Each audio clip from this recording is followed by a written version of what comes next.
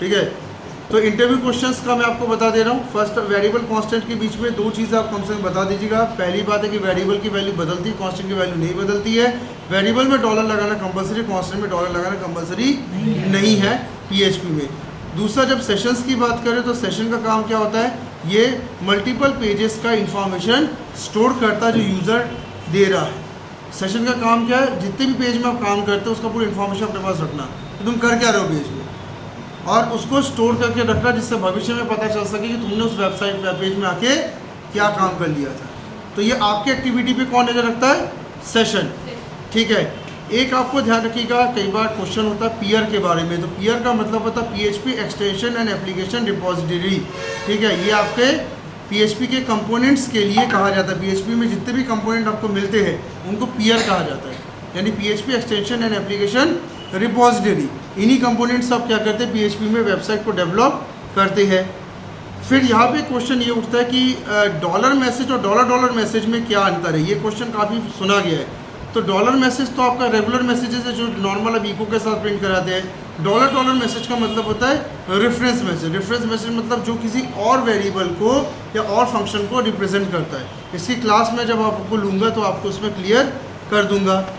एक क्वेश्चन जो बहुत जो नए होते हैं उनसे पूछा जाता है, क्या पीएचपी केस सेंसिटिव है।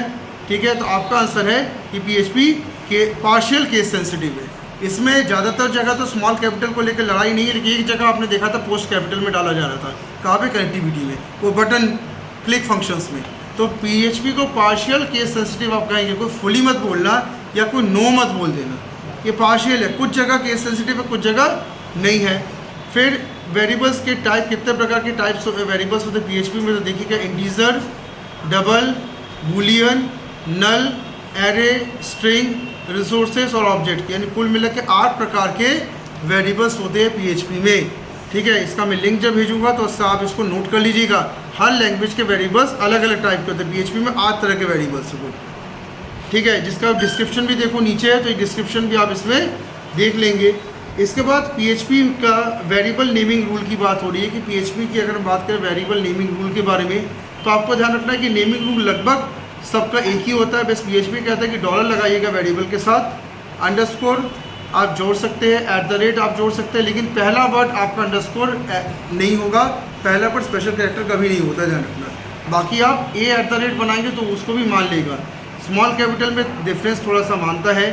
और आपको ये ध्यान रखना है कि पीएचपी में भी एक रूल है, जो भी कीवर्ड्स आपके पीएचपी के होंगे उनको वेरिएबल का नाम नहीं दे सकते। जैसे इको एक वेरिएबल एक उसका कीवर्ड है पीएचपी का, उसको हम लोग वेरिएबल का नाम नहीं देंगे, ये आपको ध्यान रखना है। फिर इको और प्रिंट के बीच में डिफरेंस क्या है कि इको और प्रिंट में डिफरेंस क्या है, तो आपको ध्यान रखना कि इको जो है ये सभी को आउटपुट कर सकता है, इंक्लूडिंग स्ट्रिंग को भी, लेकिन प्रिंट ध्यान रखिएगा केवल नंबर आउटपुट कर सकता है और वो नहीं कर सकता। प्रिंट केवल नंबर को आउटपुट कर देगा लेकिन बाकियों को नहीं। इको तो सबको कर सकता है। इको तेज है, प्रिंट स्लोअर है। इको इज़ फास्टर, इको का हम यूज़ ज़्यादातर पीएचपी में करते हैं प्रिंट आउट के लिए, लेकिन प्रिंट आपका स्लोअर है। और इको के बाद आपको पैरेंथेसिस अगर ना भी लगा तो इको चला लेता, पर प्रिंट में पैरेंथेसिस कंपलसरी हो जाते हैं। मतलब हम ये कह रहे हैं कि echo is more powerful than print, इसलिए आप इको का यूज़ करें। नेक्स्ट आपसे ऐसे क्वेश्चन पूछा गया पीएचपी का डिसएडवांटेज, तो देखिए डिसएडवांटेज की भी एक लाइन है। पहला क्या है, ये आपका बड़े वेबसाइट्स के लिए इसको ज़्यादा माना नहीं जाता, और ख़ास करके ऐसी वेबसाइट जिसमें आर्टिफिशियल इंटेलिजेंस है, ध्यान रखना वहाँ पाइथन को ज़्यादा यूज़ किया जाता है। ठीक है, इसका ओपन सोर्स होने के कारण इसकी सिक्योरिटी पे क्वेश्चन होता है, क्योंकि ओपन सोर्स है। आपको ध्यान रखना पीएचपी फ्री ऑफ कॉस्ट मिल रहा है, फ्री ऑफ कॉस्ट में कई बार सिक्योरिटी की दिक्कत रहती है। वेबसाइट में चेंज और मॉडिफाई जो है वो आपको करना हो तो पुरानी वेबसाइट में मॉडिफाई चेंज करना थोड़ा डिफिकल्ट होता है, बनाना आसान है, मॉडिफिकेशन डिफिकल्ट है। टूल्स कुछ लिमिटेड आपको कई बार मिलते हैं, और हैंडलिंग पीएचपी में भी कई बार क्या कहते हैं एरर्स बहुत ज़्यादा रहते हैं, वार्निंग्स पीएचपी में बहुत आते हैं। इस कारण से पीएचपी में डिबगिंग टूल्स के द्वारा इन एरर्स को कंट्रोल किया जाता है। ध्यान रखना कि पीएचपी में थोड़ी जो बड़ी वेबसाइट बनती है उसमें थोड़ी दिक्कत पीएचपी करता है, इसलिए उसमें पाइथन मिलाया जाता है, जिससे दोनों संभाल ले। पीएचपी और एचटीएमएल इंटरेक्ट कैसे करेंगे, आपने पीएचपी और एचटीएमएल के बीच में इंटरेक्शन कराया, कोडिंग्स मैंने आपको बताई हुई है, जो लोग पुराने स्टूडेंट है वो जानते हैं एचटीएमएल से इनपुट लेकर पीएचपी में कैसे डालते हो, ये तरीका मैंने आपको बताया हुआ है, तो वो मेथड आपको बाकायदा बताना है। ठीक है, @ के जो नेक्स्ट है पार्सर भी ठीक है। फिर आपके PHP में एरे कितने प्रकार के होते हैं? PHP में एरे 3 प्रकार के होते हैं, इंडेक्स्ड एरे, एसोसिएटिव एरे और multi dimension array. Indexed array का मतलब नॉर्मल एरे है, ठीक है। एसोसिएटिव एरे में हमारा क्लास चला जाएगा और मल्टी डायमेंशन एरे में हमारा मल्टी डायमेंशन मतलब जिसमें रो कॉलम एक साथ रहते हैं वो वाला फॉर्मेट आपका मल्टी डायमेंशन में जाता है, ठीक है। इसको आप लोग और भी रिसर्च आपको करना है।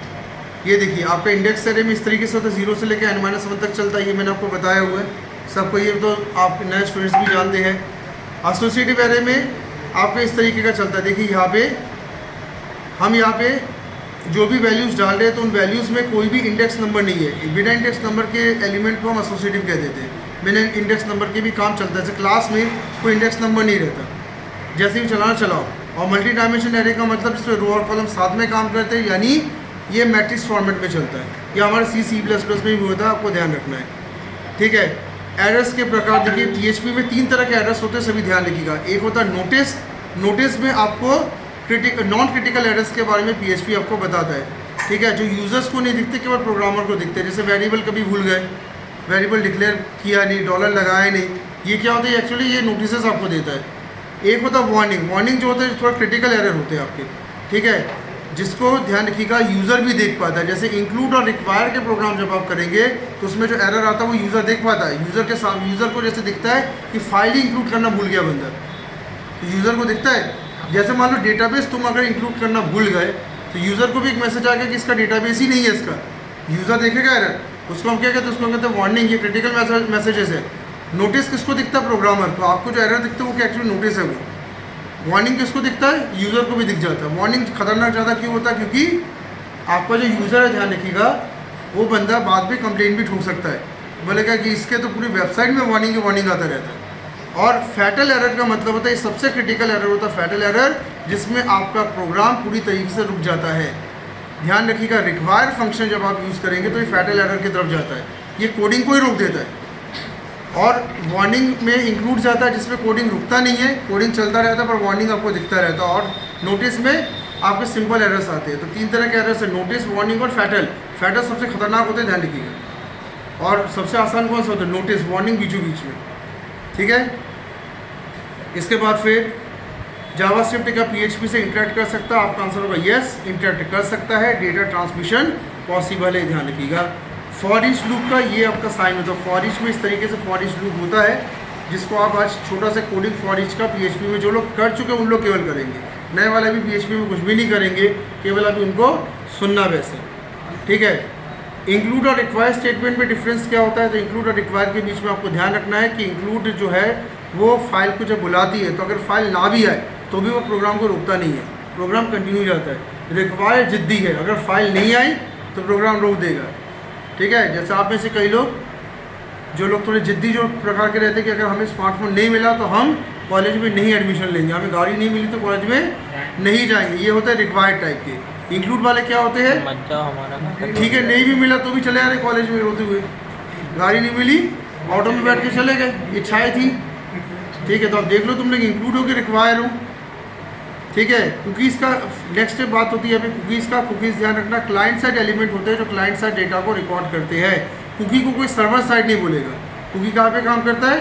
क्लाइंट साइड में। और क्या करता है क्लाइंट साइड में? डेटा को रिकॉर्ड करके अपने पास रखता है फ्यूचर पर्पज़ के लिए, ठीक है।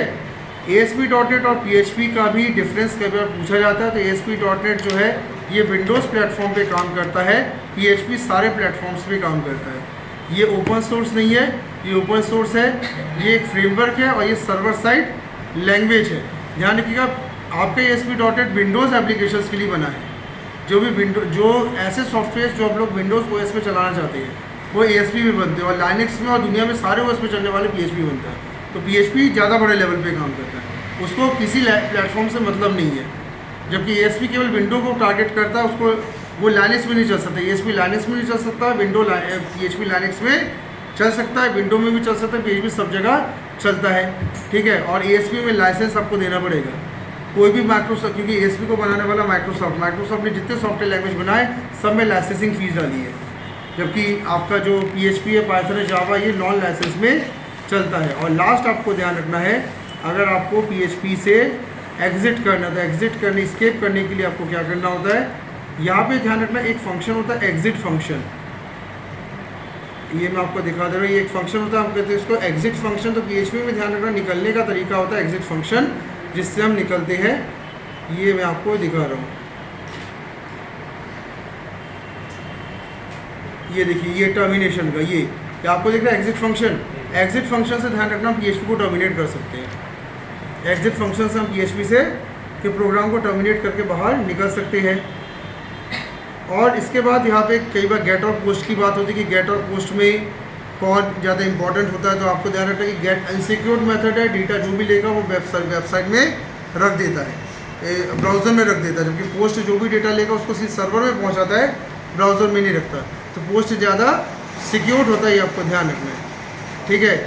तो ये कुछ क्वेश्चंस मैंने आपको PHP के डेवलपमेंट साइट्स के बजाय हल्के फुल्के क्वेश्चन थे, और इन क्वेश्चंस के बारे में और भी जानकारी आप जो है मैं लिंक्स आपको सेंड करूँगा, उससे आप ले लेंगे।